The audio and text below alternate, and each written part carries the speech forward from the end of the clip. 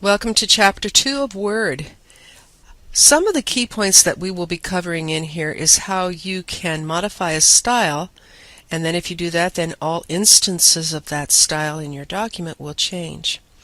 We will also explore the MLA format, what the proper font is, how to do a header, how to provide for citations. Along with that, we'll talk about changing the line spacing from 1.15 to double. We'll also observe how there's extra space after each paragraph and that you should properly remove that. Along the way, we'll talk about different kinds of indents. First line indent and the hanging indent are the two styles that are used in MLA. We are going to take a little bit different approach than the book. The book has you making changes ahead of time before you type, but I'm going to follow through what you would do if you do your paper first. I feel that this might be the more typical response, that you write a paper, you get it down, oh, now I need to go format it according to the rules.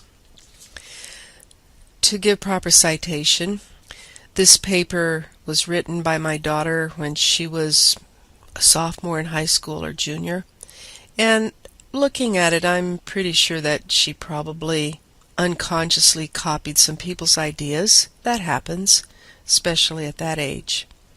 I do want to give credit to her for having provided the actual paper, as I did not want to repeat what was in the book.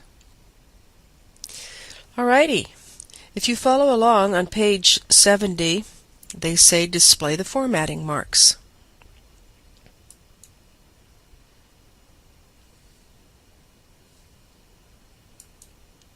There. Right away you might notice something. Oh, if you're trying to replicate this on your own, be sure that your ruler is showing. But right away we notice something here. This was actually converted from a very old copy, a DOS copy of WordPerfect, that many years ago. So they did not have what's called first line indent. They had a tab instead of a first line indent. It's a subtle difference, but we do need to fix it. All the way through, every paragraph has this tab at the beginning. So I'm going to scoot down to the end of the paper, in front of Works Cited, and I'm going to highlight backwards to the beginning.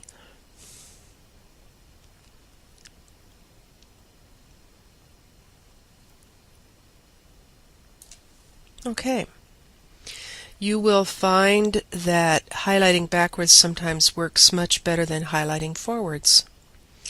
Here's a feature that's not talked about in the book, but it's possible for you to search for formatting codes and font styles, etc. So under Replace,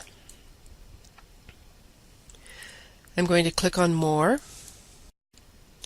I don't see anything there that says search for a tab, but that's under Special.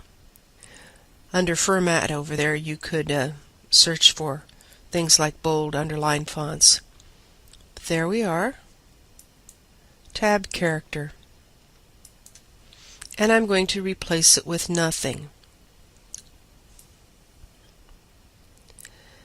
I'm going to say Find Next. Let's see if it actually finds the tabs correctly. And it does find the first one. And I'll say Replace it with nothing, so you can see that now we don't have any indent.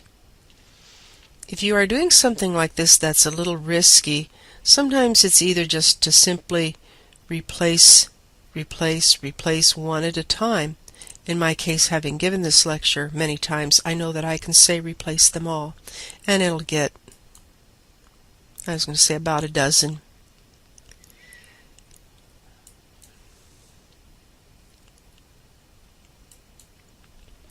But now what do we do about getting that paragraph indented?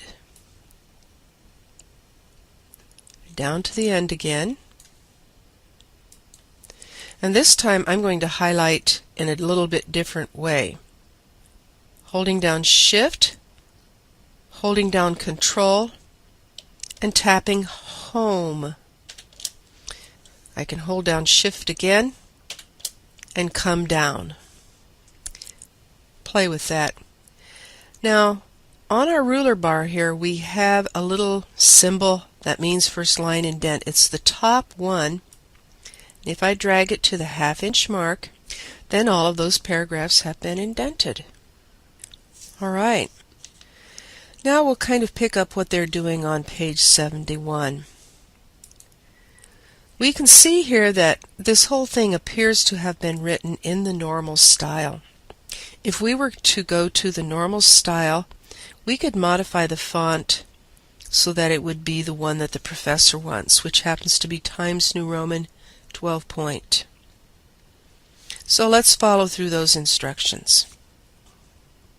We'll right-click Normal, and we will modify it. We will change the font to Times New Roman. Now, Times is way far down on the list. If I hit the letter T, I get to the Times area. Then I can either use my mouse or the down arrow to select it. I can change it to 12 point, and I would theoretically be pretty done with that. Click OK to modify this. Notice down here though, only in this document, or we would make a permanent change to the normal template. When we get to chapter 3, we will discuss creating our own template for papers. So if you're in a course where the instructor is fussy and you get it figured out, you can turn it into a template so you don't have to deal with the formatting issues. Look at that. The whole thing has changed to Times New Roman 12 point. Now, everything is supposed to be double spaced. Oh, looks double spaced, doesn't it? Well, the paragraphs don't. And if we come up here and check this out, it is 1.15. And the smart way to do this would be, the only trouble is that's only going to get that one line. If you're doing what the book says on page 73, you haven't started typing yet, so it would be in effect for the whole paper. No problem.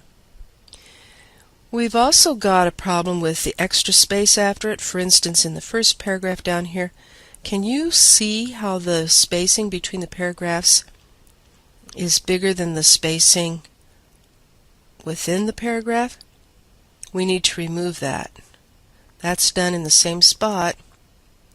Remove space after paragraph. And let's make the paragraph double spaced. And now it's the way it should look. But the trouble is we've got the whole paper to do that. And about now you should be saying, oh my, too bad we didn't do it to the style. So on page 74, there's the I should have thought of that step.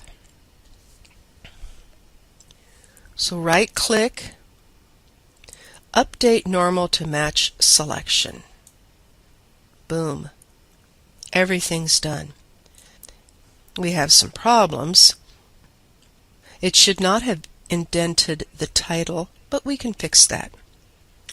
All right, we've been going for over 5 minutes here. This would probably be a good place to break for the next session.